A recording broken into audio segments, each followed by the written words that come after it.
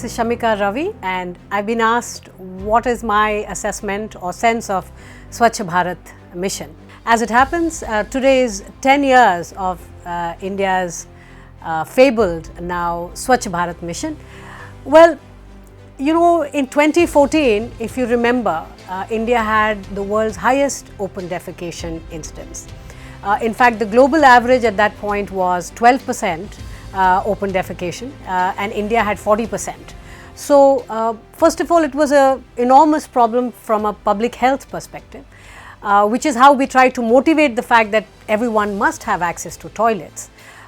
Because being open defecation free, there was sufficient research in the sciences from the medical side to show that if we provided toilets to households, we would prevent lots of infant and neonatal deaths. The leading cause of a lot of these deaths happen to be through contaminated water, mostly diseases which are waterborne, because fecal matter finds its way into the homes for drinking water, cooking, etc. So, toilets, building of toilets was seen more from a motivated stand of public health, attacking some of these larger communicable diseases related to open defecation.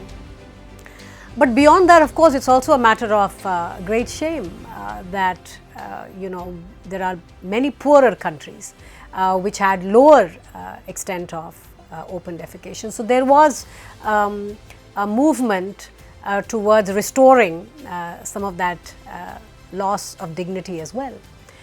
Now that we have the luxury of 10 years of data, we are in a position to comfortably state that Swachh Bharat mission is perhaps this government's, the Modi administration's, one of the lasting legacies. It is, in my view, perhaps the most important public health initiative undertaken in modern times in our country. The building of 100 and now 120 million toilets within 10 years is a remarkable feature in itself. But I think it's the second order impact that it led to, some of them intended and some of them unintended, which are truly remarkable and worthy of wider communication and further research. Now, there are several studies, the most recent one in Nature from a young IFPRI team of scholars who established that around 60 to 70,000 deaths of infants have been prevented every year because of the Swachh Bharat mission or the building of these toilets. Of course, the WHO has another estimate which is close to 2.5 lakh deaths averted. So, you have these different kinds of studies by different independent bodies which are looking at the health impact of the Swachh Bharat mission. But beyond that, I think there are several unintended consequences of something like SBM. There is a very nice study which basically shows that there has been a direct impact in terms of reduction of assaults on women and by around 22%. And if you look at instances of rapes, a 14% reduction in instances of rape because of building of these toilets. Now, it might be a little unobvious to those who are wondering how are these toilets related to safety of women.